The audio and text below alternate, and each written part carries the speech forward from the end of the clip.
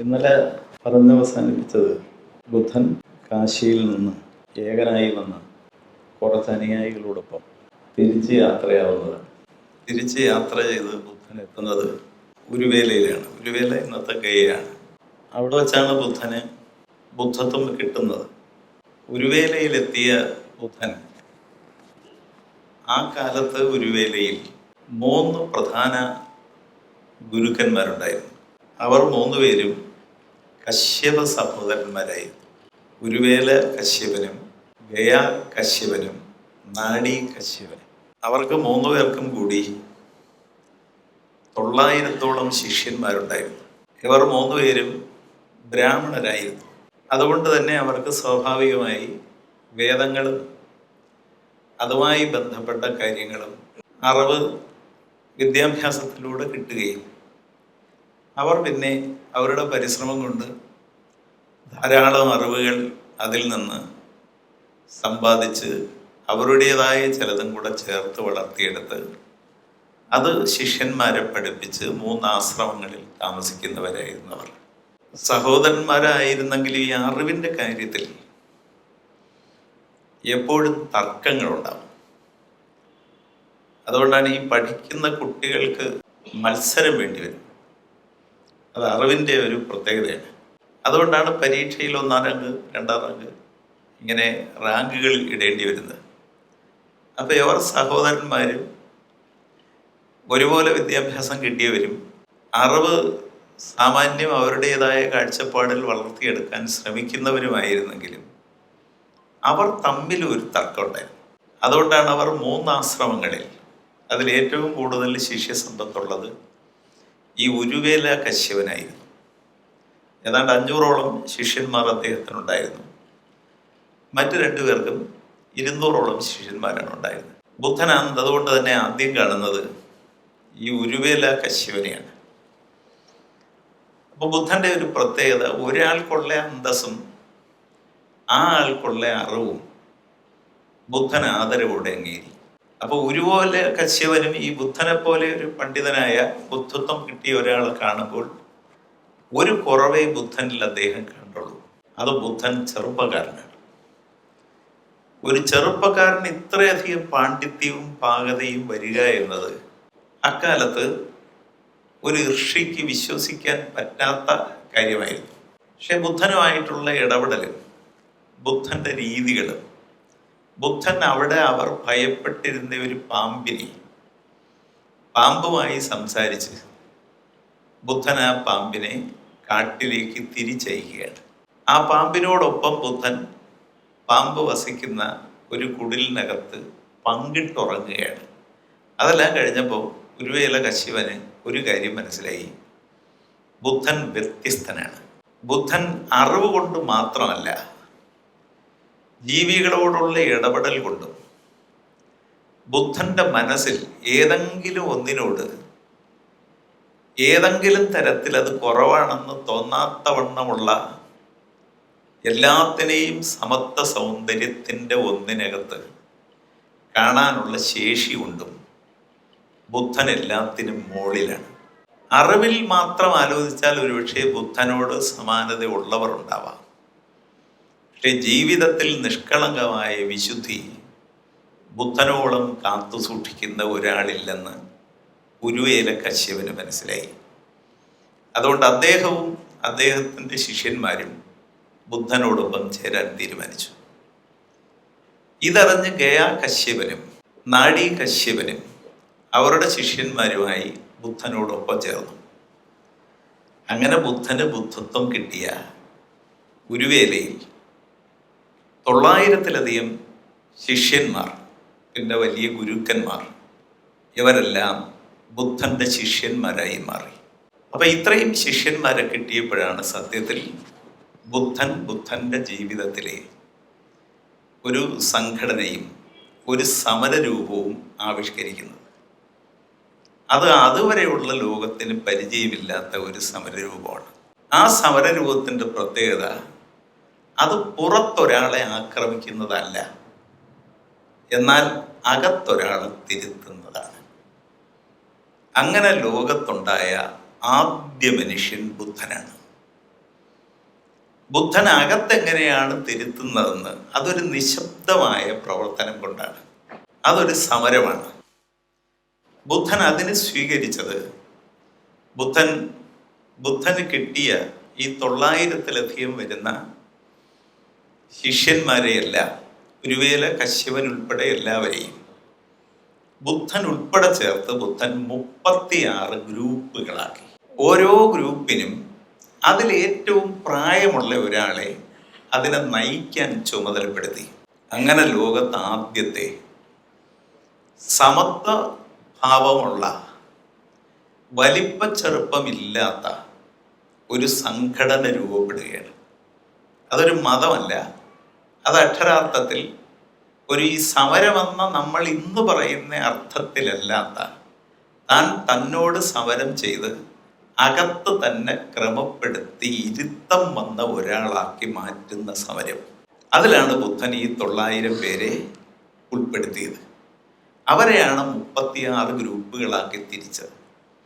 എന്നിട്ട് ബുദ്ധത്വം കിട്ടിയ ഉരുവേലയിൽ നിന്നാണ് ബുദ്ധൻ ആദ്യത്തെ യാത്ര, അതിനെ വേണമെങ്കിൽ ഒരു മാർച്ച് എന്ന് വേണമെങ്കിലും പറയാം, അതിൻ്റെ ഒരു ചെറിയ അനുകരണമാണ് മഹാത്മാഗാന്ധിയുടെ ദണ്ഡി യാത്ര. ദണ്ഡി യാത്ര അക്ഷരാർത്ഥത്തിൽ ബുദ്ധൻ ആദ്യം തുടങ്ങിയ ഗുരുവേലയിൽ നിന്ന് മഗധയുടെ തലസ്ഥാനമായ രാജഗൃഹത്തിലേക്കുള്ള യാത്രയുടെ ഒരു പതിപ്പാണ്. ബുദ്ധൻ ആ യാത്ര ആരംഭിക്കുമ്പം 2-3 കാര്യങ്ങൾ ബുദ്ധൻ ചെയ്തു. ഒന്ന്, എല്ലാവരുടെയും തലമുണ്ടനം ചെയ്തു.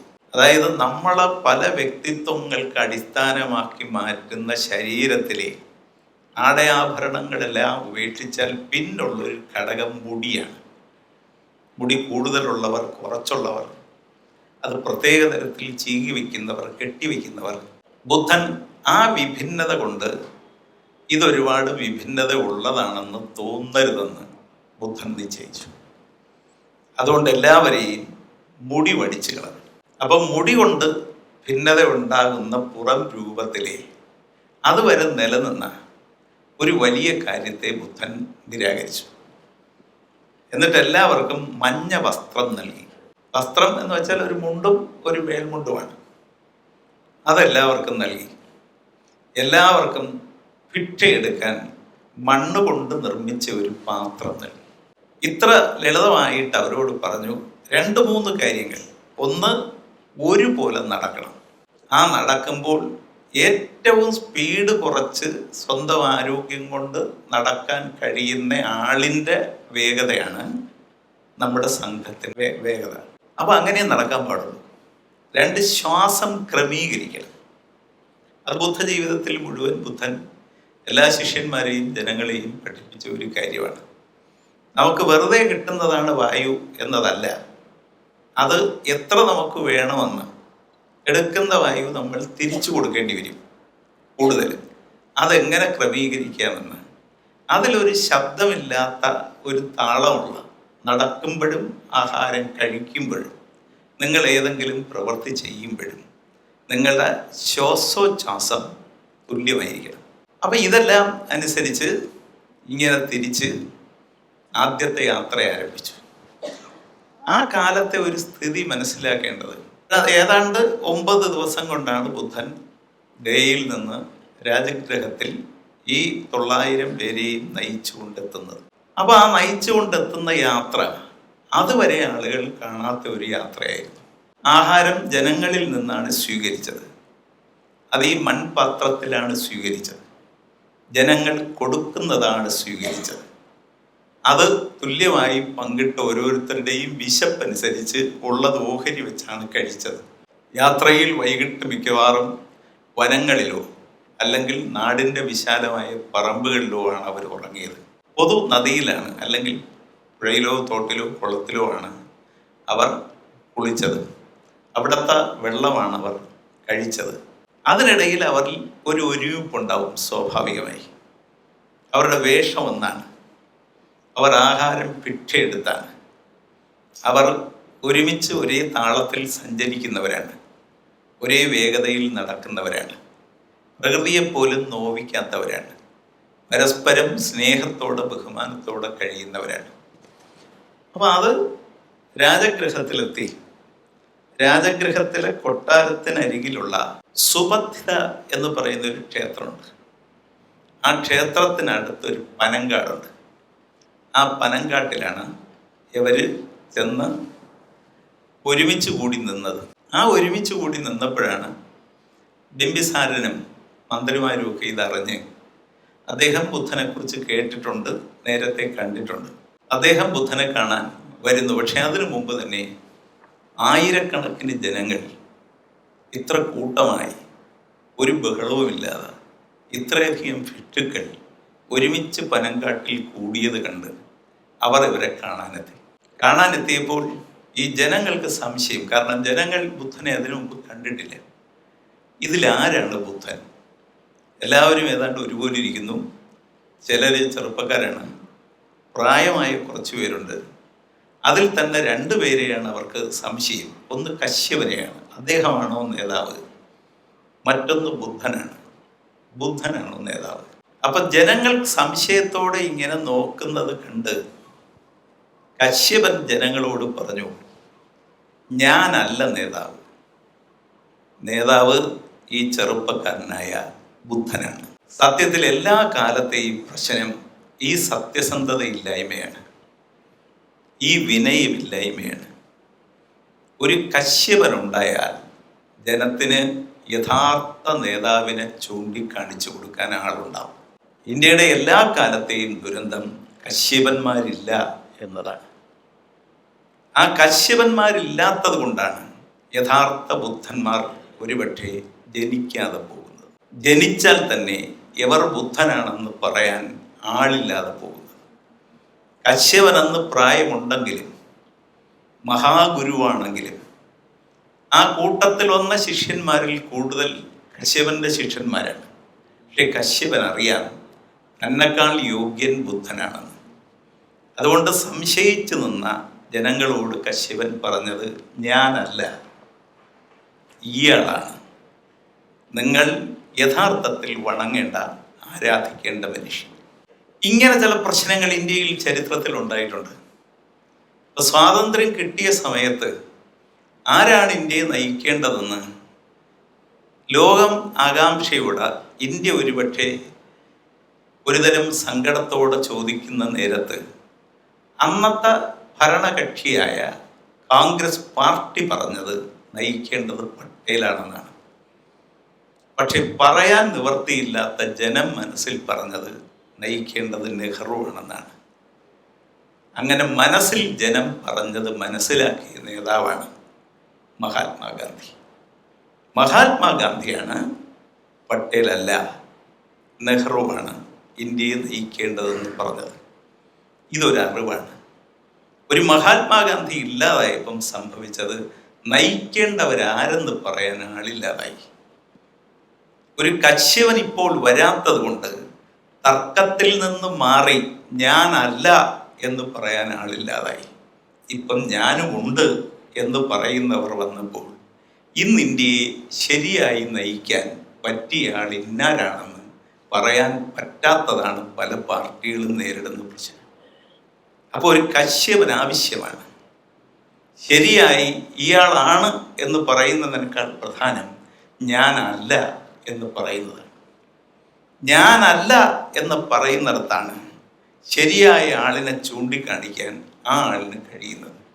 അന്ന് 2500 വർഷങ്ങൾക്ക് മുമ്പ് അത് പറയാൻ ഇന്ത്യയിൽ അന്നത്തെ മഗധയിൽ അതിൻ്റെ തലസ്ഥാനത്ത് ഒരു ബുദ്ധനുണ്ടായിരുന്നു. അതുകൊണ്ടാണ് ഒരു ബുദ്ധൻ ആവശ്യമാണെന്ന് ഇന്ത്യ ആവശ്യപ്പെടുന്നത്. ആ ബുദ്ധനാണ് ഇയാൾ നയിക്കാൻ യോഗ്യനാണെന്ന് പറയാൻ ഒരു കശ്യപനുണ്ടായിരുന്നു. അപ്പോൾ ഒരു ബുദ്ധൻ ഉണ്ടാവണം എന്നതുപോലെ പ്രധാനമാണ് ഇത് ബുദ്ധനാണെന്ന് പറയാൻ ഒരു കശ്യപനുണ്ടാവുക എന്നത്. മഹാത്മാഗാന്ധി ഉണ്ടായിരുന്ന കാലത്ത് മഹാത്മാഗാന്ധി ആ ഉത്തരവാദിത്വം ഏറ്റെടുത്തയാളാണ്. അതിനുശേഷം ഒരുപാട് തകർച്ചകൾ പലതും നേരിടുന്നത് നമുക്കൊരു കശ്യപനില്ലാത്തത് കൊണ്ടും ഒരു ബുദ്ധനെ ചൂണ്ടിക്കാണിക്കാൻ ബുദ്ധനാകാൻ ആളില്ലാത്തത് കൊണ്ടുമാണ്. അപ്പോൾ അവിടെ ഇതെല്ലാം കഴിഞ്ഞു. ബിംബിസാറിൻ്റെ അവിടെ എത്തി. അദ്ദേഹം ബുദ്ധനുമായി സംസാരിച്ചു, മറ്റുള്ളവരുമായി സംസാരിച്ചു. അവർക്കുള്ള സൗകര്യങ്ങൾ ചെയ്തു കൊടുക്കാൻ അവർ പറഞ്ഞു, ഈ പനങ്കാട്ടിലെ സൗകര്യങ്ങളാണ് ഞങ്ങൾക്കുള്ള തൃപ്തികരമായ സംവിധാനങ്ങൾ. അങ്ങനെ ബിംബിസാറിനാണ് അതിനുശേഷം മഗധയുടെ രാജകൊട്ടാരത്തിന് തൊട്ടരികിലുള്ള ഈ മുളകൾ ഒരുപാട് വളർന്നു നിൽക്കുന്ന ഒരു വേണുവനം ബുദ്ധൻ്റെ ആശ്രമത്തിന് വേണ്ടി കൊടുക്കുന്നത്.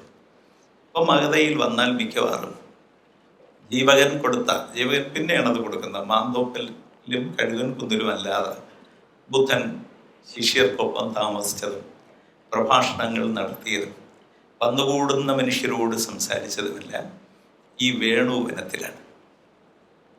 ബുദ്ധൻ ഈ സാഹചര്യങ്ങളിലൂടെ പോകുമ്പോഴാണ് ബുദ്ധൻ്റെ വളർച്ച ആരംഭിക്കുന്നത്. ആ വളർച്ച ഇന്ത്യയിലെ മനുഷ്യത്വപൂർണമായ സമരത്തിൻ്റെ വളർച്ച കൂടിയാണ്. അത് ആധുനിക കാലത്ത് പകർത്താൻ ശ്രമിച്ചത് ഒന്ന് മഹാത്മാഗാന്ധിയാണ്, രണ്ട് കേരളത്തിൽ ശ്രീനാരായണ ഗുരുവാണ്.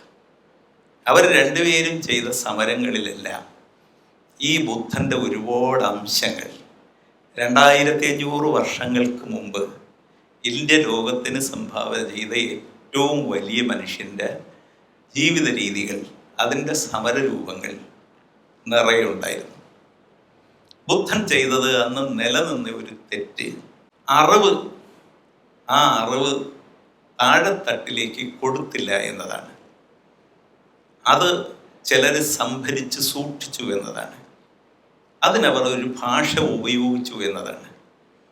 അത് സംസ്കൃതമായിരുന്നു. അതുകൊണ്ട് ബുദ്ധൻ ആ ഭാഷയോട് യുദ്ധം ചെയ്യേണ്ടി വന്നു. ആ ഭാഷ സാധാരണ മനുഷ്യന് അറിഞ്ഞുകൂടാത്ത, അവർ കൈകാര്യം ചെയ്യാത്ത, ഇനി കൈകാര്യം ചെയ്യാൻ ആഗ്രഹമുണ്ടെങ്കിൽ അതിനവർക്ക് അവകാശമില്ലാത്ത ഒരു ഭാഷയായിരുന്നു. അതുകൊണ്ട് ബുദ്ധൻ അവിടെ നിലനിന്നിരുന്ന ഒരു ആളുകൾ സംസാരിക്കുന്ന ഭാഷയുണ്ടായിരുന്നു. ആ ഭാഷ പാലി ഭാഷയായിരുന്നു. ബുദ്ധൻ്റെ ശിഷ്യന്മാരോടും, അതിൽ ബ്രാഹ്മണരും ക്ഷത്രിയരും വൈശ്യരും ദളിതരും എല്ലാം ഉണ്ടായിരുന്നു. സ്ത്രീകൾ ഒഴിച്ച് ആദ്യകാലത്ത് ബുദ്ധൻ്റെ സംഘത്തിൽ സ്ത്രീകളുണ്ടായിരുന്നില്ല. അവരോട് പറഞ്ഞത്, നിങ്ങൾ പാലി ഭാഷയിലെ ജനങ്ങളോട് സംസാരിക്കുക. കാരണം ജനങ്ങളിൽ മഹാഭൂരിപക്ഷത്തിന് മനസ്സിലാവുന്ന ഒരു ഭാഷയേ ഉള്ളൂ, അത് പാലി ഭാഷയാണ്. ബുദ്ധൻ്റെ ദർശനങ്ങളെല്ലാം അങ്ങനെയേ പ്രചരിപ്പിക്കാവൂ എന്ന് ബുദ്ധൻ നിർബന്ധം പിടിച്ചു. രണ്ട്, ബുദ്ധൻ പറഞ്ഞു, നിങ്ങൾ ആ ഭാഷയിൽ എൻ്റെ ദർശനങ്ങൾ, നിങ്ങൾ ചെല്ലുന്ന വീടുകളിൽ ആഹാരത്തിന് വേണ്ടി നിങ്ങൾ ഭിക്ഷാപാത്രം നീട്ടുമ്പോൾ ആ ഭിക്ഷാപാത്രത്തിൽ അവർക്കിഷ്ടപ്പെട്ട, അവരുടെ വീട്ടിൽ നിന്ന് ഒരുപക്ഷെ അവരുടെ വിശപ്പ് മാറ്റാൻ വേണ്ടി പരിമിതമായി ഉണ്ടാക്കി വെച്ചിരിക്കുന്ന ആഹാരത്തിൻ്റെ ഒരു പങ്കായിരിക്കും തരുന്നത്. ആഹാരം ഇങ്ങോട്ട് മേടിക്കുമ്പോൾ നമ്മളൊന്ന് അങ്ങോട്ട് കൊടുക്കണം. ആ അങ്ങോട്ട് കൊടുക്കേണ്ടത് അവർക്ക് വശമില്ലാത്ത അറിവായിരിക്കും. അറിവ് ബ്രാഹ്മണർ മാത്രം സൂക്ഷിക്കുന്ന തെറ്റിന് നമ്മൾ ഭിക്ഷ കൊണ്ട് പരിഹാരം കാണും. ഭിക്ഷ എടുക്കാൻ ചെല്ലുമ്പോൾ നിങ്ങൾക്ക് ഭിക്ഷ കിട്ടുമ്പോൾ തീർച്ചയായിട്ടും അതിൻ്റെ നന്ദി നിങ്ങൾ പ്രകടിപ്പിക്കേണ്ടത് അവർക്കറിഞ്ഞുകൂടാത്ത അറിവ് തിരിച്ചു കൊടുത്തായിരിക്കണം. അങ്ങനെ ബുദ്ധൻ ആഹാരത്തിലൂടെയും അറിവിലൂടെയും ഒരു വിപ്ലവം നടപ്പാക്കി. അത് ഭിക്ഷയെടുപ്പിലൂടെയാണ് നടപ്പാക്കിയത്. അങ്ങനെ ലോകത്ത് ചെയ്ത ഒരാളേ ഉള്ളൂ. ആ മനുഷ്യരിൽ മഹാഭൂരിപക്ഷത്തിന് പഠിക്കാൻ അവകാശം ഉണ്ടായിരുന്നില്ല. അവർക്ക് സ്കൂളുകൾ ഉണ്ടായിരുന്നില്ല. അവരെ പഠിപ്പിക്കാൻ ഗുരുക്കന്മാരുണ്ടായിരുന്നില്ല. അവർക്ക് വിശപ്പുണ്ടായിരുന്നു. അപ്പോൾ ആ വിശപ്പിന് അവർ ആഹാരം ഉണ്ടാക്കും. പക്ഷേ അവർ ഒരുപാട് വിശന്നവരായതുകൊണ്ട് വരുന്നവരുടെ വിശപ്പും അവർക്കറിയാമായിരുന്നു. അതുകൊണ്ട് കൈ നീട്ടിയാൽ, ഒരു പാത്രം നീട്ടിയാൽ അവർ ആഹാരം അതിലിടും. പക്ഷേ അവർക്ക് അറിവ് വേണമെന്ന മോഹം ഉണ്ടായിരുന്നു. ആ അറിവ് വേണമെന്ന മോഹം ഉണ്ടായിരുന്നത് കൊണ്ട് അവർക്ക് അറിവ് കൊടുത്തപ്പോൾ അവർ ആഹാരം കൊടുത്തതിനേക്കാൾ അവർക്കെന്തോ വലുതായി കിട്ടി എന്ന ബോധ്യത്തിലേക്ക് അവരെത്തി. അപ്പൊ അറിവ് കൊടുത്ത ഭിക്ഷുക്കളെ അവർ ബഹുമാനിച്ചു. ആ ഭിക്ഷുക്കളുടെ ഗുരുവായ മനുഷ്യരെ കാണാൻ, ബുദ്ധനെ കാണാൻ വേണുവനത്തിൽ ബുദ്ധൻ പ്രസംഗിക്കുന്ന എല്ലാ ദിവസങ്ങളും ജനം തിങ്ങി നിറഞ്ഞു. അവർ അച്ചടക്കത്തോടിരുന്ന്, അന്ന് ഈ മൈക്ക് സംവിധാനമൊന്നും ഇല്ലാത്ത കാലത്ത് ബുദ്ധൻ പറഞ്ഞത് കേൾക്കാത്തവരെ കേട്ടവർ അവരുടെ ചുറ്റിലും നിന്നവരെ പറഞ്ഞ് കേൾപ്പിച്ചു. അങ്ങനെ അത് ലോകത്തിലെ ഏറ്റവും സമ്പന്നമായ പ്രചരണ സംവിധാനമായി, അർത്ഥവത്തായി അറിവ് വിപ്ലവകരമായി വിതരണം ചെയ്യപ്പെട്ടു. ആഹാരത്തിനും അറിവിനും ഈ നാക്ക് എന്ന് പറയുന്ന ഒരു അവയവം പ്രധാനമാണ്. ആഹാരം നാക്കിലൂടെ അകത്തേക്ക് പോകും, അറിവ് നാക്കിലൂടെ പുറത്തേക്ക് വരും. അങ്ങനെ അറിവ് പുറത്ത് നാക്കിലൂടെ കൊടുത്തവർ ഭിക്ഷുക്കളായി. അറിവ് ആഹാരം വീട്ടിൽ വെച്ചതിൻ്റെ പങ്ക് അവർ കഴിക്കാൻ കുറച്ച് ഈ നീട്ടിയ ഭിക്ഷാപത്രത്തിൽ ഇട്ടവർ, അവർ വീട്ടുകാരും ആ നാട്ടിലെ ജനാധിപത്യ വിശ്വാസികളായ നല്ല മനുഷ്യരുമായി. ഇത് വലിയൊരു കൈമാറ്റമാണ് അവിടെ നടന്നത്. ലോകത്തെവിടെയും ബുദ്ധൻ ഒരു കാര്യം തെളിയിച്ചു: നിങ്ങൾക്കൊരു ബസ്സിനെ എറിഞ്ഞുകൊണ്ട്, ഒരു കെട്ടിടം തകർത്തുകൊണ്ട്, ഒരാളെ കൊന്നുകൊണ്ട് നിങ്ങൾക്കൊരു വിപ്ലവം നടത്താൻ പറ്റുകയില്ല. നിങ്ങൾക്ക് നശീകരണമേ നടത്താൻ പറ്റൂ. നിങ്ങൾക്കൊരു വിപ്ലവം നടത്തണമെങ്കിൽ മനുഷ്യൻ്റെ അകം നിങ്ങൾ മാറ്റണം. അകം മാറ്റാൻ ആദ്യം അറിവ് കൊടുക്കണം. രണ്ട്, ആഹാരം നിങ്ങൾക്ക് അവർ തരുമ്പോൾ തരുന്നത് അവരെന്ന അർത്ഥത്തിലല്ല, അതിനേക്കാൾ വിലപ്പെട്ടത് നിങ്ങൾ അവർക്ക് കൊടുത്താൽ അത് നാളെ അവർ നിങ്ങൾ ഒരുപാട് വിലയുള്ളവരായിരുന്നു എന്ന് അംഗീകരിക്കും.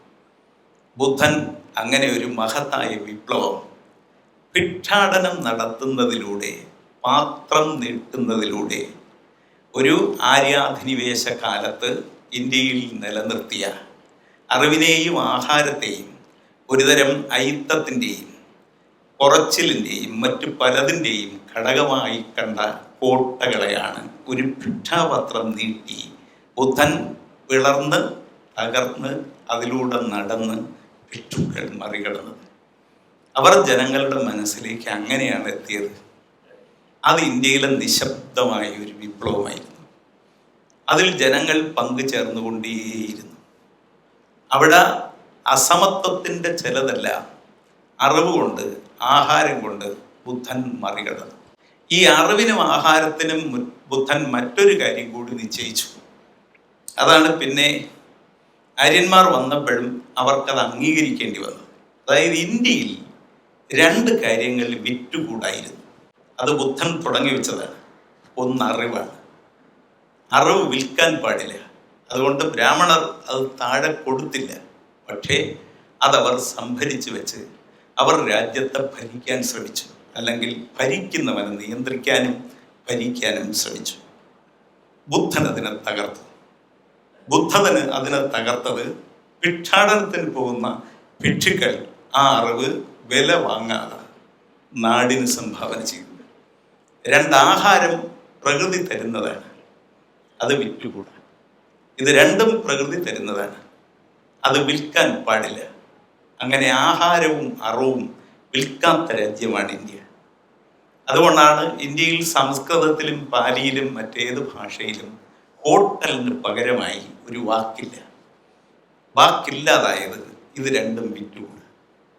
നിർഭാഗ്യവശാൽ ഇപ്പം ഏറ്റവും കൂടുതൽ വിൽക്കപ്പെടുന്നത് അറിവും ആഹാരവുമാണ്. ഒരുപക്ഷെ ഇന്ത്യയിൽ ബുദ്ധത്വത്തിൻ്റെ നാശത്തിനും ഇന്ത്യയുടെ തകർച്ചയ്ക്കും വിറ്റുകൂടാത്തത് വിൽക്കുന്നത് ഒരു കാരണമായിട്ടുണ്ട്. ബുദ്ധൻ നടത്തിയ വിപ്ലവത്തിൻ്റെ മഹത്വം അറിയണമെങ്കിൽ അന്ന് ഈ അറിവ് സൂക്ഷിച്ചവരെയും ആഹാരത്തിൽ അയിത്തം കണ്ടവരെയും അത് കാരണം ഒരു വലിയ കൂട്ടത്തെ പട്ടിണിക്കിട്ടവരെയും പണിയെടുക്കുന്നവൻ പരാധീനതയുടെ കടലിൽപ്പെട്ടതിനെയും നമ്മൾ തിരിച്ചറിയണം. ആ തിരിച്ചറിയുമ്പോഴാണ് ഈ നിശബ്ദ വിപ്ലവത്തിൻ്റെ മഹത്വം. ഈ ഭിക്ഷുക്കൾ നടത്തിയ, ജനങ്ങൾ ഭിക്ഷുക്കളെ എന്തുകൊണ്ടാണ് ഇങ്ങനെ സ്വീകരിച്ചതെന്ന്, ഇങ്ങനെ ദൈവങ്ങളെപ്പോലെ കണ്ടതെന്ന്, എങ്ങനെയാണ് ബുദ്ധനെ കാണാൻ ആയിരങ്ങൾ വന്നു ചേർന്നതെന്ന്, ഇന്ത്യയിലും ലോകത്തും ഒരു നേതാവിനും കിട്ടാത്ത സ്വീകാര്യത ഈ ബുദ്ധൻ എന്ന ഭിക്ഷുവിന് കിട്ടിയതെന്ന് നമുക്ക് മനസ്സിലാവുന്നത്. അപ്പോൾ ഒരു ഭിക്ഷാപത്രം കൊണ്ട് ആളുകൾ അടുത്തേക്ക് ചെന്ന്, ആളുകൾ ഇങ്ങോട്ട് വരില്ലായിരുന്നു, കാരണം ഇങ്ങോട്ട് വരാനുള്ള അവകാശം അവർക്കുണ്ടായിരുന്നില്ല പഠിക്കാൻ. അതുകൊണ്ട് അങ്ങോട്ട് ചെന്ന്, അങ്ങോട്ട് വെറുതെ ചെല്ലാൻ പറ്റുകയല്ല, അതുകൊണ്ട് ആഹാരത്തിന് ചെന്ന് ആ ആഹാരത്തിലൂടെ ആഹാരത്തിലുള്ള അയിത്തം ബുദ്ധൻ മറികടന്നു. ബുദ്ധൻ മനസ്സിലാക്കി. പിന്നെ അത് ബുദ്ധൻ ആനന്ദനോടും സരിപുത്രനോടും മൊഗല്ലാനയോടും, അവരൊക്കെ ബുദ്ധൻ്റെ ഏറ്റവും പ്രിയപ്പെട്ട കൂട്ടുകാരായിരുന്നു, ശിഷ്യരുമായിരുന്നു. അവരോട് ബുദ്ധൻ പറയുന്നുണ്ട്, എല്ലാം എടുക്കുന്നത് ഈ മണ്ണാണ്, നമ്മളെ നിർമ്മിക്കുന്നതും ഈ മണ്ണാണ്. അത് ഭഗവത്ഗീതയിൽ കൃഷ്ണനും പറയുന്നുണ്ട്. അത് കപില സാഖ്യദർശനത്തിൽ കപിലനും പറയുന്നുണ്ട്. ഈ മണ്ണിൽ നമ്മളെല്ലാം ഇന്നലെ ഉണ്ടായിരുന്നു. ഒരുപക്ഷെ നമ്മൾ ഉണ്ടായിരുന്നത് പലതായിട്ടായിരിക്കും. അതിൽ നിന്ന് ചെടിയായി, പഴമായി, ഫലമായി, മൃഗമായി, പക്ഷിയായി, പാമ്പായി, പലതും സൃഷ്ടിക്കുന്നത് മണ്ണാണ്. അതെല്ലാം മരിച്ചു കഴിയുമ്പോൾ തിരിച്ചെടുക്കുന്നതും മണ്ണാണ്. ആ മണ്ണിനയിത്തമില്ല. മണ്ണിനയിത്തം കൽപ്പിക്കാൻ ആർക്കും പറ്റുകയില്ല. കാരണം മണ്ണ് എല്ലാവരുടെയും ഒരുപക്ഷെ ശവം വീണ് മണ്ണായതാണ്. അതുകൊണ്ട് ഈ ഭൂമി എന്ന് പറയുന്നത് സത്യത്തിൽ വലിയ ഒരു ഖബറാണ്, അല്ലെങ്കിൽ ശ്മശാനമാണ്. അല്ലെങ്കിൽ എല്ലാ ശരീരങ്ങളും, അത് സസ്യത്തിൻ്റെയും മറ്റ് ജീവജാലങ്ങളുടെയും ശരീരം ചേർന്നതാണ് ഈ മണ്ണ്. ആ മണ്ണ് അതെല്ലാം തിരിച്ചേറ്റുവാണ്. അതുകൊണ്ടാണ് ബുദ്ധൻ തന്നെ ഒരിക്കൽ പറഞ്ഞത്, നിങ്ങൾ എടുക്കുന്ന ഫലം നിങ്ങളുടെ അകത്ത് ചെന്നാൽ നിങ്ങൾ തിരിച്ചു കൊടുക്കുന്നത് മലമായിട്ടാണ്. അപ്പം നിങ്ങൾ എടുക്കുന്ന ഫലം കഴിച്ചാൽ നിങ്ങൾക്ക് എത്ര ശ്രമിച്ചാലും ഒരു ഫലമായി തിരിച്ചു കൊടുക്കാൻ പറ്റുകയില്ല, മലമായി തിരിച്ചു കൊടുക്കാൻ പറ്റും. ആ തിരിച്ചു കൊടുക്കുന്ന മലം മണ്ണ് സ്വീകരിക്കും. സ്വീകരിച്ചാൽ മണ്ണത് പഴമാക്കി മധുരമുള്ളതാക്കി തിരിച്ചു തരും. അപ്പം ഈ തിരിച്ചു തരുന്ന പ്രക്രിയ നടത്താൻ മണ്ണിന് മാത്രമേ പറ്റൂ. ഇതുവരെ ഉണ്ടായ ഒരു ശാസ്ത്രത്തിനും പറ്റുകയില്ല, ഒരു സാങ്കേതിക വിദ്യയ്ക്കും പറ്റുകയില്ല. അതുകൊണ്ട് മണ്ണിന് അയിത്തമില്ല. അയിത്തമുള്ളതിനെയും മണമുള്ളതാക്കുന്ന, അയിത്തമില്ലാത്തതാക്കുന്ന, നമുക്ക് കഴിക്കാൻ ഫലമാക്കുന്ന ഒന്ന് മണ്ണിൻ്റെ സിദ്ധിയാണ്. അതുകൊണ്ട് മണ്ണിൽ അയിത്തമില്ല. അയിത്തമുള്ളതിനെയും മണ്ണ് അയിത്തമില്ലാത്തതാക്കും. അങ്ങനെയാണെങ്കിൽ ആ മണ്ണിലാണ് നമ്മൾ വിത്തിടുന്നത്. അപ്പോഴും ഐക്യതമില്ല. അത് താഴെത്തട്ടിലെ മനുഷ്യനാണ് അത് ഒരുക്കുന്നത്, അവിടെയും ഐക്യമില്ല. അത് വളർത്തുന്നത് മണ്ണും അവനും ചേർന്നാണ്, അവിടെ ഐക്യമില്ല. അത് കൊയ്തെടുക്കുന്നിടത്തും ഐക്യമില്ല. പിന്നെ അരിയാക്കുന്നിടത്തോ ഗോതമ്പാക്കുന്നിടത്തോ അല്ലെങ്കിൽ ഫലം പറിക്കുന്നിടത്തോ ഐക്യമില്ല. ഐക്യം വരുന്നത് അത് വീട്ടിലെത്തി നമ്മുടെ ബോധത്തിലുള്ള ഒരു തെറ്റിനാണ് ഈ ഐക്യം. താഴെ എങ്ങും ഐക്യമില്ല. ഇത് സൃഷ്ടിക്കുന്ന മണ്ണിന് ഐക്യമില്ല. ഇത് കൊണ്ടുവന്ന് ആഹാരമാക്കുമ്പോൾ നമ്മുടെ ബോധത്തിലുണ്ടാവുന്ന ഒരു തെറ്റിൽ നിന്ന് ഉത്ഭവിക്കുന്നതാണ് ഐക്യം. ബുദ്ധൻ അതിനെയാണ് മറികടന്നത്. അതിനെ മറികടന്നത് ബുദ്ധനോട് ചിലർ ചോദിച്ചു, ബ്രാഹ്മണരുടെ കയ്യിൽ നിന്നാണോ ഭക്ഷണം മേടിക്കേണ്ടത്? അപ്പോൾ ബുദ്ധൻ പറഞ്ഞു, ബ്രാഹ്മണരുടെ കയ്യിൽ നിന്ന് മാത്രമല്ല, ദളിതൻ്റെ കയ്യിൽ നിന്ന് മേടിക്കണം. അവൻ്റെ വീട്ടിൽ നിങ്ങൾ ചെല്ലുമ്പോൾ അവൻ ആഹാരം കഴിക്കാനില്ലെങ്കിൽ നിങ്ങൾ മേടിച്ച ആഹാരത്തിൻ്റെ പങ്ക് അവിടെ കൊടുക്കണം. അപ്പോൾ ദളിതന് കൊടുക്കുന്ന ഒരുപക്ഷെ ബ്രാഹ്മൺ തന്ന ആഹാരമായിരിക്കും. ദളിതൻ്റെ വീട്ടിൽ നിന്ന് കിട്ടുന്ന ആഹാരം കൂടി ചേർത്താണ് വൈകിട്ട് ബുദ്ധഭിക്ഷുക്കളെല്ലാം ഇരുന്ന് ആഹാരം കഴിക്കുന്നത്. ആഹാരത്തിൻ്റെ ഐക്യം ഒരു വിപ്ലവവുമില്ലാതെ, ഒരു സമരവുമില്ലാതെ ബുദ്ധൻ ഭിക്ഷാടനത്തിലൂടെ മാറ്റി. ആഹാരം എല്ലാവർക്കും വേണ്ടതാണെന്ന്, അത് മണ്ണിൽ നിന്ന് കിട്ടുന്നതാണെന്ന്, മനുഷ്യൻ്റെ ബോധത്തിൽ മാത്രമാണ് ഐക്യമുള്ളതെന്ന്, പകർച്ചവ്യാധി പോലെ അത് പടർത്തിവിടുന്നത് മുകളിലിരിക്കുന്നവർ ചെയ്യുന്ന ഒരു ക്രൂരതയാണെന്ന്, ആ ക്രൂരത ഇങ്ങനെ ഒരുമിച്ച് ഭിക്ഷാടനം നടത്തി ആഹാരം സ്വീകരിച്ച് ഒരുമിച്ച് കഴിക്കുമ്പോൾ ഇല്ലാതാകുമെന്ന് ബുദ്ധൻ തെളിയിച്ചു. രണ്ടറിവ്, അത് ആർക്കും കൊടുക്കേണ്ടതാണെന്ന്, അത് വേണ്ടവന് താഴെ എത്തി നൽകേണ്ടതാണെന്ന് ബുദ്ധൻ തെളിയിച്ചു.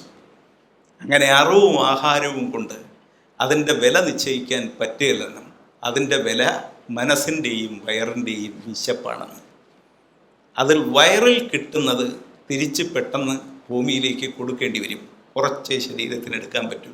പക്ഷേ മനസ്സിൽ കിട്ടുന്ന അറിവ് ഒരു സ്ഥിര നിക്ഷേപമാണെന്നും ബുദ്ധൻ തെളിയിച്ചു. ആ ബുദ്ധൻ അവിടെ നിന്നാണ് ബുദ്ധൻ്റെ അനുയായികളുടെ എണ്ണം വർദ്ധിച്ചുകൊണ്ടേയിരിക്കുന്നത്. അങ്ങനെ ഏതെങ്കിലും തരത്തിലുള്ള സമ്മർദ്ദമില്ലാതെ ബുദ്ധനെപ്പോലെ അനുയായികളുടെ എണ്ണം ഇതുപോലെ വളരെ വലിയ തരത്തിൽ വർദ്ധിപ്പിച്ച മറ്റൊരു നേതാവോ പ്രവാചകനോ ലോകത്തിലില്ല. അതൊരു ഇന്ത്യക്കാരനാണെന്നത് നമ്മുടെ വലിയൊരു സമ്പത്താണ്, അഭിമാനമാണ്. നമ്മൾ ലോകത്തിന് അങ്ങനെ ഒരാളെ സംഭാവന ചെയ്തു എന്നത് ഇന്ത്യയുടെ എക്കാലത്തെയും ഏറ്റവും വലിയ അഭിമാനമാണ്. അതിൽ നിന്ന് ചിലതെടുത്ത് ചിലത് ഉൾക്കൊണ്ട് വളർന്നത് കൊണ്ടാണ് ആധുനിക കാലത്ത് മഹാത്മാഗാന്ധി ഒരു ലോകാത്ഭുതമാവുന്നത്. ബുദ്ധൻ അന്ന് പ്രചരിപ്പിച്ച ഒരു കാര്യം, ബുദ്ധൻ്റെ എല്ലാ സിദ്ധാന്തങ്ങളും നിങ്ങൾ നോക്കിയാൽ അറിയാം, അത് ഒന്നിൽ ചേർന്ന് നിൽക്കും. അത് അഹിംസ എന്ന മുദ്രാവാക്യത്തിലാണ്. അഹിംസയെ തന്നെ ബുദ്ധൻ കണ്ടത് പ്രവൃത്തിയിലെ അഹിംസയല്ല ഏറ്റവും വലിയ അഹിംസ, ചിന്തയിലെ അഹിംസയാണ്. മറ്റ് രാജ്യങ്ങളിലെല്ലാം, അമേരിക്കയിലും യൂറോപ്പിലും മറ്റ് രാജ്യങ്ങളിലുമെല്ലാം പ്രവൃത്തിയിലെ അഹിംസയാണ് സത്യത്തിൽ വലിയ അഹിംസയായി നിന്നത്. ഇന്ത്യയിലെ ഏറ്റവും വലിയ അഹിംസ ചിന്തയിലെ അഹിംസയാണ്. നീ കുറഞ്ഞവനാണ് എന്നതൊരു ചിന്തയാണ്, അത് സത്യമല്ല. അത് ചിന്തയിലുള്ള, ബോധത്തിലുള്ള ഒരു പ്രാകൃതാവസ്ഥയാണ്. ബുദ്ധൻ അതിനെയാണ് നേരിട്ടത്.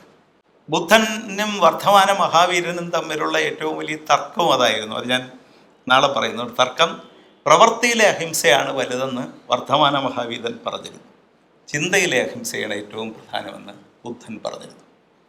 അവർ തമ്മിൽ ഒരിക്കലും കണ്ടുമുട്ടിയിരുന്നില്ല.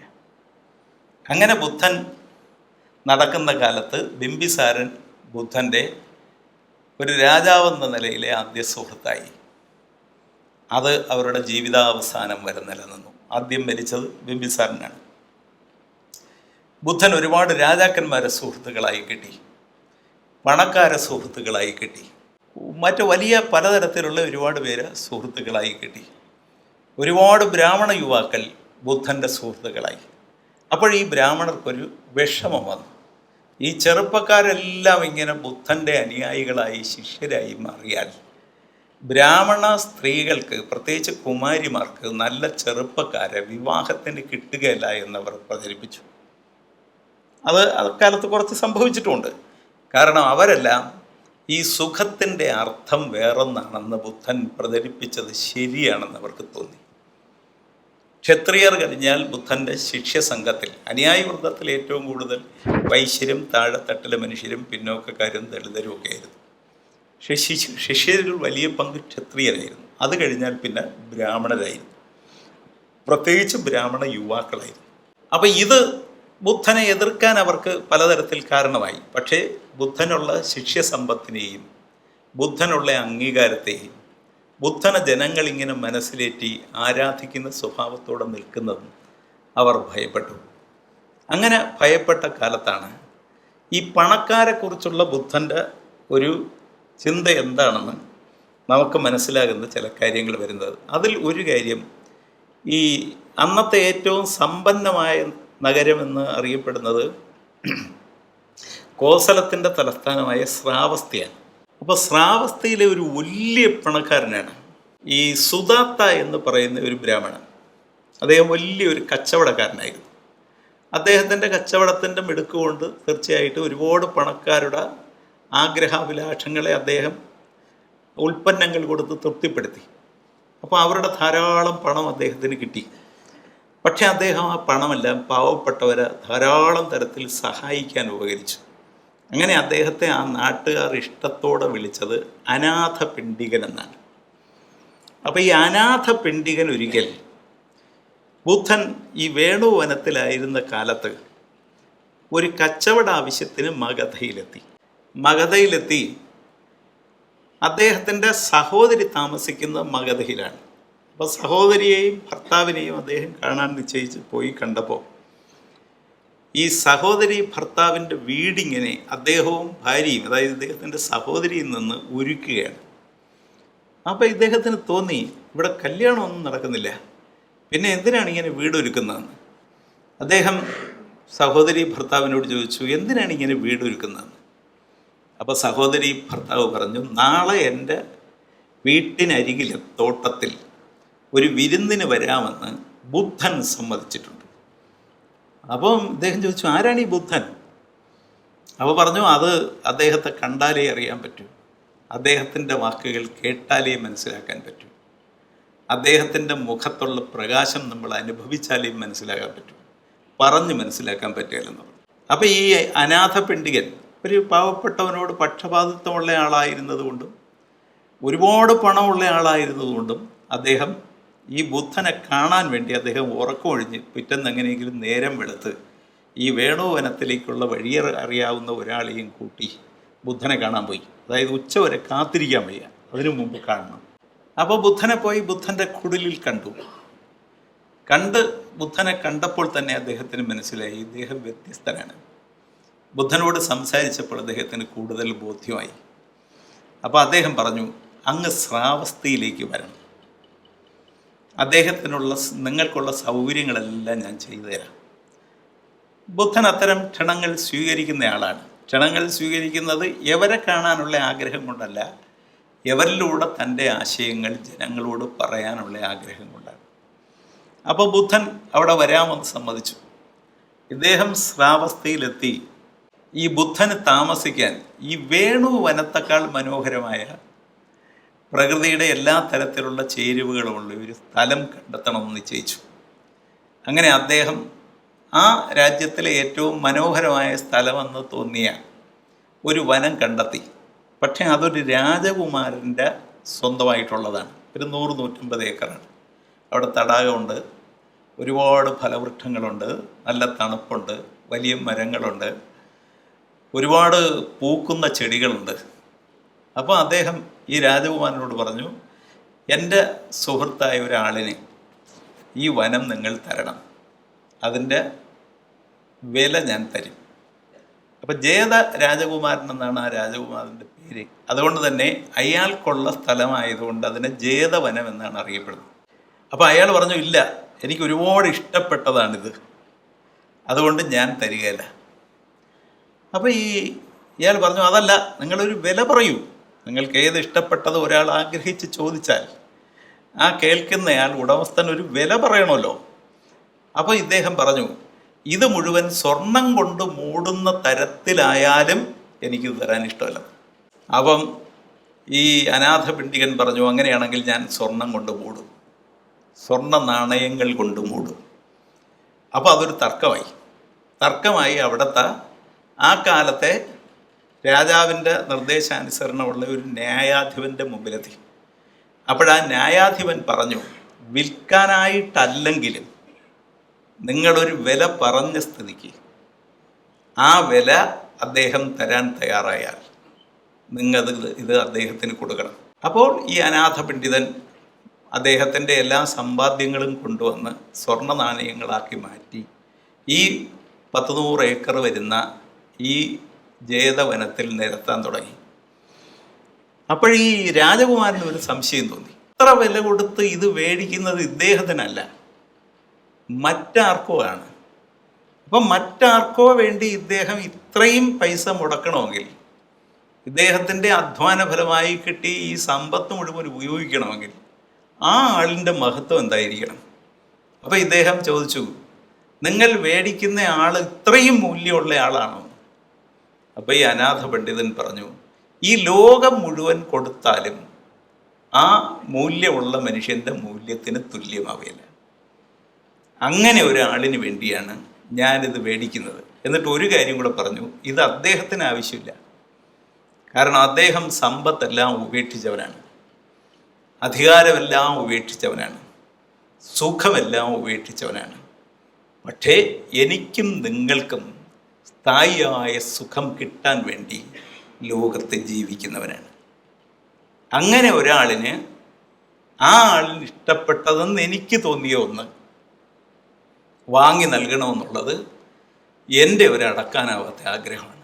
അപ്പോഴീ ജേതരാജകുമാരൻ പറഞ്ഞു, ഞാൻ അദ്ദേഹത്തെ കണ്ടിട്ടില്ല, പക്ഷേ എനിക്കൊരു കാര്യം മനസ്സിലായി, നിങ്ങൾക്ക് വേണ്ടിയല്ലാതെ, നിങ്ങൾക്ക് ലോകത്ത് തന്നെ ഇന്നലകളിൽ പരിചയമില്ലാതെ, നിങ്ങൾ ഈ അടുത്ത കാലത്ത് മാത്രം പരിചയപ്പെട്ട ഒരാളിന് വേണ്ടി ഇത്ര വലിയ സമ്പത്തും മുടക്കുമ്പോൾ ആ ആൾ തീർച്ചയായിട്ടും ലോകത്ത് സാധാരണത്വമുള്ള ഒരാളായിരിക്കില്ല, അദ്ദേഹം അസാധാരണ മൂല്യമുള്ള ഒരാളായിരിക്കും. അതുകൊണ്ട് നിങ്ങൾ ഈ വെച്ചിടത്തോളം സ്വർണ്ണ നാണയം വെച്ചാൽ മതി, ബാക്കി എൻ്റെ ഒരു സമ്പാദ്യത്തിൽ നിങ്ങൾക്ക് തരുന്ന സമ്മാനമാവട്ടെ അല്ലെങ്കിൽ സംഭാവനയാവട്ടെ. മാത്രമല്ല ഈ ജേതവനത്തിന് എൻ്റെ ചെലവിൽ ഒരു കവാടം കൂടി ഞാൻ ഉണ്ടാക്കി നൽകും.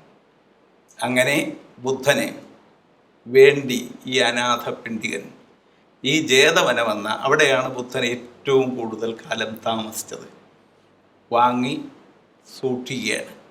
ആ അനാഥ പിണ്ഡികൻ്റെ പ്രവർത്തനത്തെ ബുദ്ധൻ കണ്ടത്, പണം എന്ന് പറയുന്നത് ഉണ്ടാക്കുന്നത് ഒരു തെറ്റല്ല, പണം ഉണ്ടാക്കാം, പക്ഷേ ചെലവഴിക്കുന്നതിലാണ് പ്രശ്നം. നമ്മൾ ചെലവഴിക്കുന്ന പണം എത്ര പാവങ്ങൾക്ക് സന്തോഷമാകും എന്നതാണ് പണത്തിൻ്റെ മൂല്യം നിശ്ചയിക്കുന്നത്.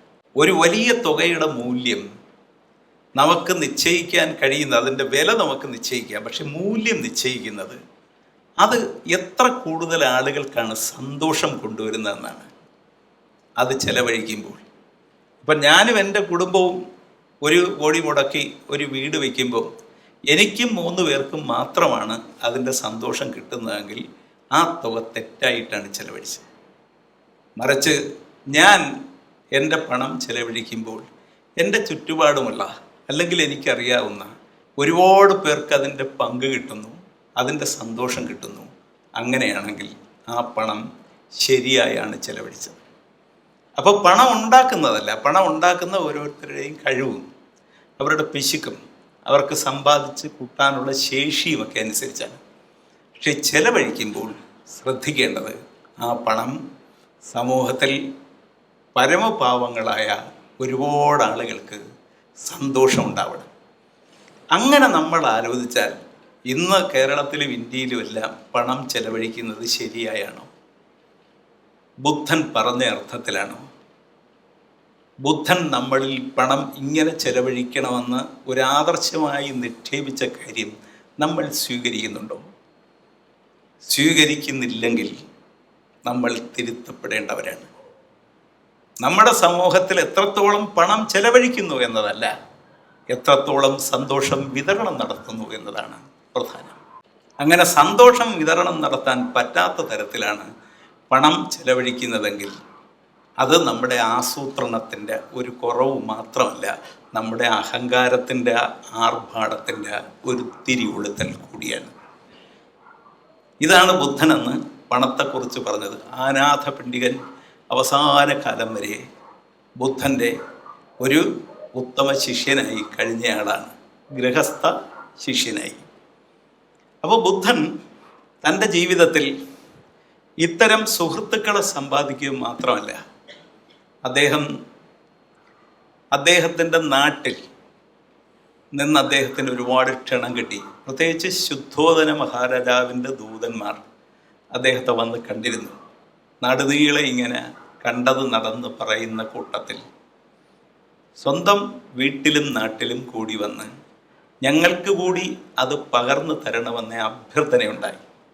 അങ്ങനെ ബുദ്ധൻ അവിടെ പോകാൻ തീരുമാനിച്ചു. അപ്പം വന്നവരോട്, രാജാവിൻ്റെ സന്ദേശവുമായി വന്നവരോട് ബുദ്ധൻ ഞാൻ ഇവിടെ നിന്ന് തിരിക്കുമെന്നും അത് ഇന്ന ദിവസമാണെന്നും മിക്കവാറും ഇന്ന ദിവസം അവിടെ എത്തുമെന്നും പറഞ്ഞയച്ചു. അപ്പോൾ അവർ ബുദ്ധൻ വരുന്ന വഴിയിൽ ആ രാജ്യത്തിൻ്റെ അതിർത്തി തൊട്ട് തന്നെ വളരെ വലിയ തരത്തിൽ ഒരുക്കങ്ങൾ നടത്തി ബുദ്ധനെയും ശിഷ്യരെയും കാത്തിരുന്നു. ബുദ്ധൻ അവിടെ എത്തി. അവിടെ എത്തിയപ്പോൾ ശുദ്ധോദന മഹാരാജാവ് നേരിട്ട് വന്നാണ് ബുദ്ധനെ സ്വീകരിക്കുന്നത്. അപ്പോൾ ശുദ്ധോദന മഹാരാജാവ് അച്ഛനാണ്, ബുദ്ധൻ മകനാണ്.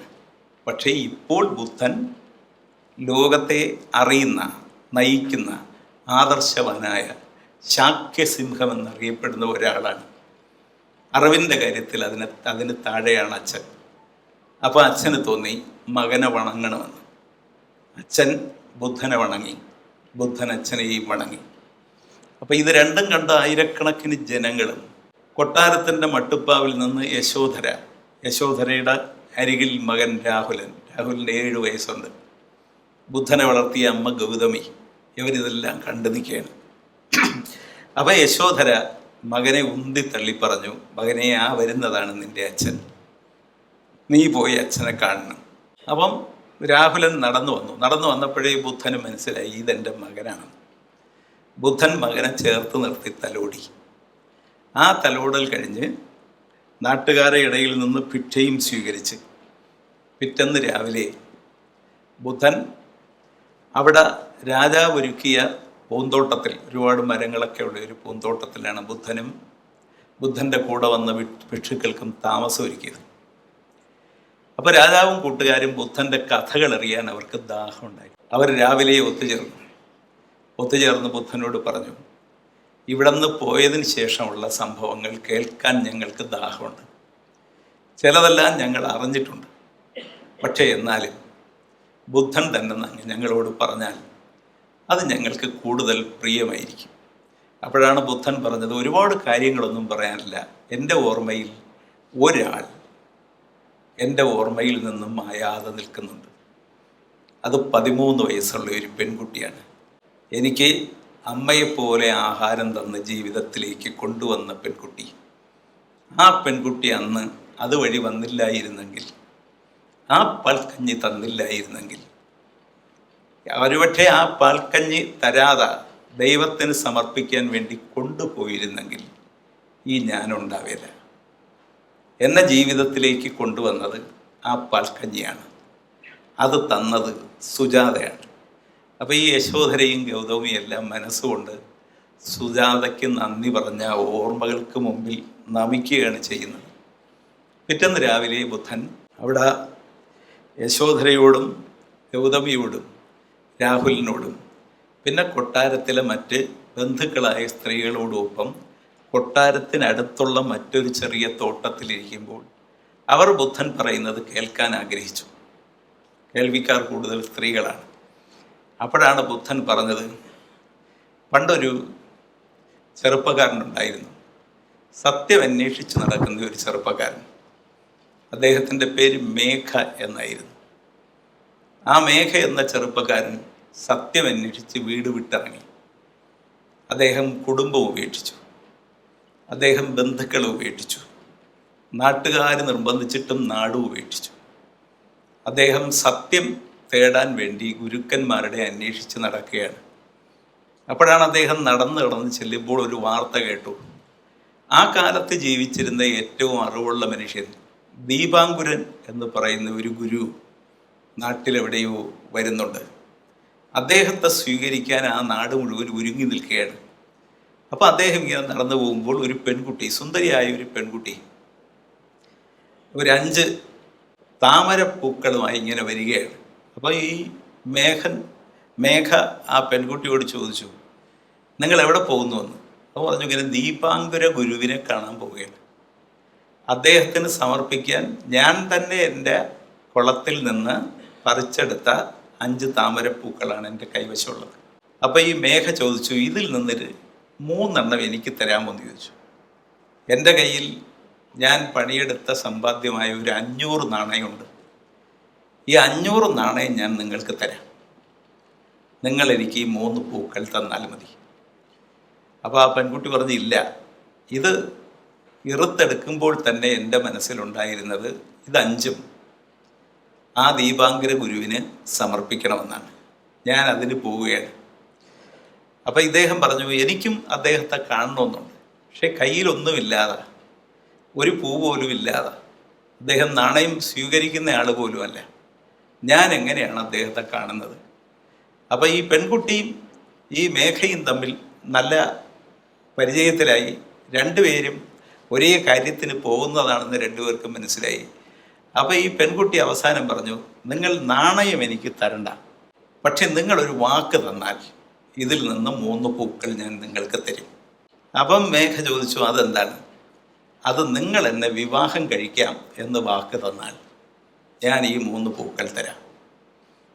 അപ്പം മേഘ പറഞ്ഞു, ഞാൻ വിവാഹം കഴിക്കുന്നതിൽ തടസ്സമില്ല, നിങ്ങളൊരു നല്ല പെൺകുട്ടിയാണ്, വലിയവരെ ആരാധിക്കുന്ന ആളാണ്, അതിനുവേണ്ടി ഇത്തരം കാര്യങ്ങൾ നടന്നു തന്നെ പോയി അത് ചെയ്യുന്ന ആളാണ്, നിങ്ങൾ എനിക്കിഷ്ടമാണ്.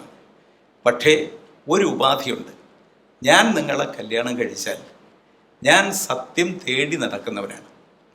സത്യം തേടി നടക്കുന്ന ഞാൻ എപ്പോൾ എനിക്ക് നിങ്ങളെ വിട്ടു പോകണം എന്നാഗ്രഹം തോന്നുന്നു, അപ്പോൾ ഞാൻ സത്യം തേടി നിങ്ങളെ വിട്ടുപോകും. അപ്പോൾ ആ പെൺകുട്ടി പറഞ്ഞു, സത്യം തേടിയാണ് നിങ്ങൾ വിട്ടുപോകുന്നതെങ്കിൽ എനിക്ക് തടസ്സമില്ല. അപ്പം 3 പൂക്കൾ മേഘയ്ക്ക് കൊടുത്തു, 2 പൂക്കൾ ആ കുട്ടിയെടുത്തു. ഇവർ ചെന്ന് നോക്കുമ്പം ദീപാങ്കുരൻ വളരെ ദൂരെയാണ്. അദ്ദേഹത്തിന് ചുറ്റും ആയിരക്കണക്കിന് മനുഷ്യരാണ്. അദ്ദേഹം ഒരുപാട് പേരുടെ ഈ പൂക്കൾ അർച്ചന ഇങ്ങനെ നടത്തിക്കൊണ്ടിരിക്കുന്നത് സ്വീകരിച്ചുകൊണ്ടിരിക്കുകയാണ്. അപ്പോൾ അടുത്തെത്താൻ ഒരു മാർഗവുമില്ല. അപ്പോൾ ഈ മേഘ ദൂരെ നിന്ന് ആ 3 താമരപ്പൂക്കൾ ഈ ദീപാങ്കുരൻ്റെ കാലിലേക്ക് എറിഞ്ഞു. അത് ദൂരെ ചെന്ന് കാലിൽ തന്നെ വീണു. അപ്പോൾ ഈ ദീപാങ്കുരൻ ഇങ്ങനെ പറന്നു വന്ന് കാലിൽ വീഴുന്ന 3 പൂക്കൾ എറിഞ്ഞതാരാന്ന് നോക്കി. അപ്പോൾ അത് മേഘയാണെന്ന് മനസ്സിലായി. അപ്പോൾ ആ രണ്ട് പൂക്കൾ പെൺകുട്ടിയും ഈ മേഘയുടെ കൈ കൊടുത്തിട്ട് പറഞ്ഞു, ഇതുകൂടെ അങ്ങ് എറിയണം. അപ്പോൾ അത് പറഞ്ഞു, അതും അതുപോലെ തന്നെ ചെന്ന് വീണു. അപ്പോൾ അവിടെ സംഭവിച്ച കാര്യം എന്ന് വെച്ചാൽ ഈ 5 പൂക്കളും ആ പെൺകുട്ടിക്കുള്ളതാണ്. പക്ഷേ 5 എറിഞ്ഞത് മേഘയാണ്. അപ്പോൾ മേഘ എറിയുകയും അത് വേറൊരാളുടെ സ്വന്തമായിരുന്നതാവുകയും ചെയ്തു. അപ്പോൾ ദീപാങ്കുരൻ 2 പേരെയും നോക്കിയിട്ട് പറഞ്ഞു, നിങ്ങളുടെ ആഗ്രഹം എനിക്കറിയാം, നിങ്ങളെല്ലാ കാലത്തും ഒരുമിച്ചുണ്ടായിരിക്കും. പക്ഷേ മേഘയുടെ ആഗ്രഹം പോലെ അയാൾ എപ്പോഴൊക്കെ സത്യം തേടിപ്പോകാൻ ആഗ്രഹിക്കുന്നു, എല്ലാ ജന്മത്തിലും അയാൾ സത്യം തേടിപ്പോകുന്നവനായിരിക്കും. ഇത്രയും പറഞ്ഞിട്ട് ബുദ്ധൻ നിർത്തിയപ്പോൾ യശോധര വല്ലാതെ കരഞ്ഞു. യശോധരയുടെ അമ്മായിയമ്മ, ബുദ്ധൻ്റെ അമ്മ ഗൗതമിയുടെ മനസ്സും അത് കേട്ടവരുടെ മനസ്സും നിറഞ്ഞു. അവർക്ക് മനസ്സിലായി, ആ മേഘയാണ് ഈ ബുദ്ധൻ, അന്നത്തെ ആ പെൺകുട്ടിയാണ് ഈ യശോധര. ബുദ്ധൻ ഒരിക്കലും യശോധരയെ ഉപേക്ഷിച്ചില്ല, പക്ഷേ വിട്ടുപോയിട്ടുണ്ട്. അതിൻ്റെ കാരണം ബുദ്ധന് സത്യം തേടേണ്ടതുണ്ടായിരുന്നു. അതുകൊണ്ട് അവസാനം യശോധര ഭിക്ഷുണിയായെന്നും ആയില്ല എന്നും ഒക്കെ തർക്കമുണ്ട് പല പുസ്തകങ്ങളിലും. ഞാനത് അവസാന ദിവസം പറയാം. അപ്പം ബുദ്ധൻ കപിലവസ്തുവിലും ചെന്ന് കപിലവസ്തുവിലെ ആളുകളെയും അവിടുത്തെ ജനങ്ങളെയും തൻ്റെ പ്രിയപ്പെട്ടവരാക്കി മാറ്റി. അതിലൊരുപാട് പേർ ശിഷ്യരാവാൻ ആഗ്രഹിച്ചു. പക്ഷേ അന്ന് ബുദ്ധൻ ശിഷ്യനാക്കി കൊണ്ടുവന്നത് രാഹുലനെ മാത്രമാണ്. രാഹുലൻ വന്ന് ബുദ്ധനോട് ആ നിർദ്ദേശം രാഹുലിനോട് പറഞ്ഞത് യശോധരയാണ്. യശോധര പറഞ്ഞു, നീ പോയി നിൻ്റെ അച്ഛനോട് പിതൃസ്വത്തിൻ്റെ പങ്ക് ചോദിക്കണം. അപ്പം ബുദ്ധനോട് രാഹുലൻ പറഞ്ഞു, എനിക്ക് അച്ഛൻ്റെ സ്വത്തിൻ്റെ പങ്ക് വേണം. അപ്പം ബുദ്ധൻ പറഞ്ഞു, എനിക്കൊരേ ഒരു സ്വത്തേ ഉള്ളൂ, അത് ധർമ്മമാണ്. ധർമ്മത്തിൻ്റെ പങ്ക് തീർച്ചയായിട്ടും നിനക്ക് അവകാശപ്പെട്ടതാണ്. അതുകൊണ്ട് ആ പങ്ക് നിനക്ക് തരാൻ അദ്ദേഹം കൂടെയുള്ള അദ്ദേഹത്തിൻ്റെ ശിഷ്യസംഘത്തിലെ പ്രധാനിയോട് പറഞ്ഞു, ഈ കുട്ടിക്ക് ഉപസംബധനം കൊടുത്ത് ശിഷ്യനാക്കാൻ. അങ്ങനെ അന്ന് ബുദ്ധൻ നാട്ടിൽ പോയി തിരിച്ചുകൊണ്ട് കൂട്ടി വരുന്നത് രാഹുലിനെയാണ്. അത് യശോധര പറഞ്ഞയച്ചാൽ ബുദ്ധന് നിഷേധിക്കാൻ പറ്റുകയില്ല. കാരണം ബുദ്ധൻ ഒരു രാത്രി കൊട്ടാരം ഉപേക്ഷിച്ചവനാണ്. ആ ഉപേക്ഷിച്ചു പോകുന്ന അച്ഛനോട് അമ്മ മകനെ കൂടി കൊണ്ടുപോകണമെന്ന് ആവശ്യപ്പെട്ടാൽ ബുദ്ധൻ നിഷേധിച്ചാൽ ബുദ്ധൻ കൊണ്ടു നടക്കുന്ന സത്യസന്ധതയ്ക്ക്, ധാർമ്മികതയ്ക്ക് അത് കളങ്കമാവും. അതുകൊണ്ട് ബുദ്ധൻ ആ കളങ്കം ഉണ്ടാവാൻ ആഗ്രഹിച്ചില്ല. മകനെ കൂടി ശിഷ്യനാക്കി കൊണ്ടുപോയി. അത് യശോധര മാത്രം അകത്തത് ചിരിച്ചുകൊണ്ട് സമ്മതിച്ചു. ശുദ്ധോദനനും മറ്റുള്ളവരും കരഞ്ഞുകൊണ്ട്, എന്നാലും എതിർക്കാൻ പറ്റാതെ അതിന് സാക്ഷിയായി നോക്കി നിന്നു. ബാക്കി കാര്യം നാളെ പറയാം.